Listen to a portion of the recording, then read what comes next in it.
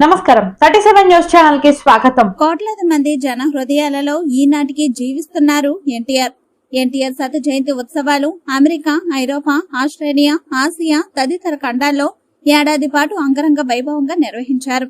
ఎన్టీఆర్ రాజకీయాల్లో మహానాయకుడిగా వెండి తెరపై రారాజుగా వెలుగొంది తెలుగు ధనానికి చిరునామాగా నిలిచారు.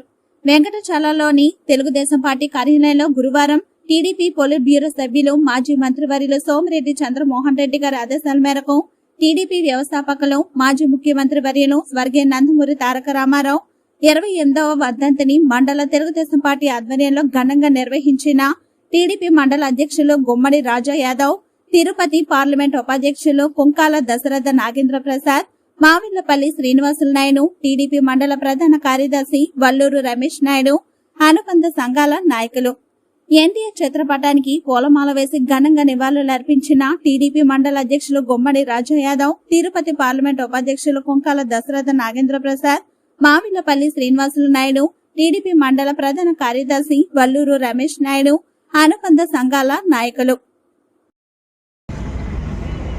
మాజీ మంత్రివర్యులు సోమిరెడ్డి చంద్రమోహన్ రెడ్డి గారి యొక్క ఆదేశానుసారం నట సార్వభౌమ నట విఖ్యాత అయినటువంటి తెలుగు జాతి యొక్క గౌరవాన్ని ప్రపంచ దేశాలకు సాటినటువంటి మహనీయుడు యొక్క 28వ వర్ధంతి కార్యక్రమాన్ని ఈ సరేపల్లి నియోజకవర్గంలోని వెంకటాచలం మండలంలో తెలుగుదేశం పార్టీ ఆధ్వర్యంలో ఇక్కడ జరుపుకోవటం జరుగుతూ ఉంది.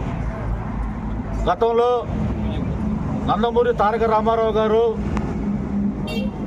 సినీ రంగంలో అనేక చారిత్రాత్మకమైనటువంటి పాత్రలను పోషించి తెలుగు జాతి యొక్క ఖ్యాతిని ప్రపంచ దేశాలకు సాటినటువంటి మహనీయుడు ఎన్టీ రామారావు గారు. తర్వాత బడుగు బలహీన వర్గాలకి ప్రతి ఒక్క పేదవాడికి గూడు గుడ్డ కావాలని చెప్పి ఒక ఉద్దేశంతో ఆనాటి 100 సంవత్సరాల రాజకీయ చరిత్ర కలిగినటువంటి కాంగ్రెస్ పార్టీకి వ్యతిరేకంగా పార్టీ పెట్టి 9 నెలల్లో అధికారంలోకి వచ్చి ముఖ్యమంత్రి అయినటువంటి మహనీయమైనటువంటి వ్యక్తి ఎన్టీ రామారావు గారు. ముఖ్యమంత్రి అయిన తర్వాత రాజకీయ సంస్కరణలు అనేకమైనటువంటి తీసుకొని వచ్చి పటేల్ పరివార యొక్క వ్యవస్థల్ని రద్దు చేసి మండలిక వ్యవస్థను తీసుకొచ్చినటువంటి మహనీయుడు ఎన్టీ రామారావు గారు. అదేవిధంగా బడుగు బలహీన వర్గాలకి మహిళలకి రాజకీయ రిజర్వేషన్లు కల్పించి స్థానిక సంస్థల్లో కూడా వాళ్ళకి రాజకీయంగా వాళ్ళ ఎదుగుదలకి పునాది వేసినటువంటి మొట్టమొదటి వ్యక్తి ఎన్టీ రామారావు గారు. అదేవిధంగా ఆ రోజుల్లో ₹2 కిలో బియ్యాన్ని ఒక జనతా వస్త్రాన్ని అనేక సంస్కరణలతో పేద ప్రజలకు అండగా ఉన్నటువంటి మహనీయటువంటి వ్యక్తి ఎన్టీ రామారావు గారు. ఆయన యొక్క స్ఫూర్తితో నేటి యువత బలుగు బలహీన వర్గాలు కూడా అతని యొక్క స్ఫూర్తితో పనిచేసి రాబోయే ఎన్నికల్లో తెలుగుదేశం పార్టీ యొక్క విజయానికి కృషి చేయాలని చెప్పి అతని యొక్క ఆశయాల్ని పాలు పంచుకునే తెలుగుదేశం పార్టీకి విజయానికి ప్రతి ఒక్క తెలుగుదేశం కార్యకర్త ద్రోహపడాలని చెప్పి ఈ సందర్భంగా తెలియజేస్తా ఉన్నాం.